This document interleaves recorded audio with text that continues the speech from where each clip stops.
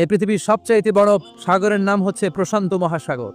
আর এই প্রশান্ত মহাসাগরের সবচেয়ে গভীরতম জায়গার নাম হচ্ছে মারিয়ানা ট্রেঞ্চ। এই মারিয়ানা ট্রেঞ্চের গভীরতা প্রায় 36,000 ফিট অ্যাপ্রক্সিমেটলি। আর এই পৃথিবীর সবচেয়ে বড় যে পাহাড়টা মাউন্ট এভারেস্ট, এটার উচ্চতা প্রায় 29,035 ফিট। তাহলে মাউন্ট এভারেস্টকে আস্ত তুলে ধরে এনে প্রশান্ত মহাসাগরের সবচেয়ে গভীর জায়গা মারিয়ানা ট্রেঞ্চের উপর যদি ছেড়ে দেওয়া হয়, পুরো পাহাড়টা পানির নিচে তলিয়ে যাবে। তার উপরেও আরো পানি থেকে যাবে প্রায় 7,000 ফিট। এই পৃথিবীর দ্বিতীয় গভীরতম মহাসাগরের নাম আটলান্টিক মহাসাগর, যেটার সবচাইতে গভীর জায়গার নাম পোয়েটোরিকো। এই পোয়েটোরিকোর গভীরতা প্রায় 33,000 ফিট। গোটা পৃথিবীতে স্থল হচ্ছে মাত্র 30 ভাগ, 70 ভাগ হচ্ছে জল।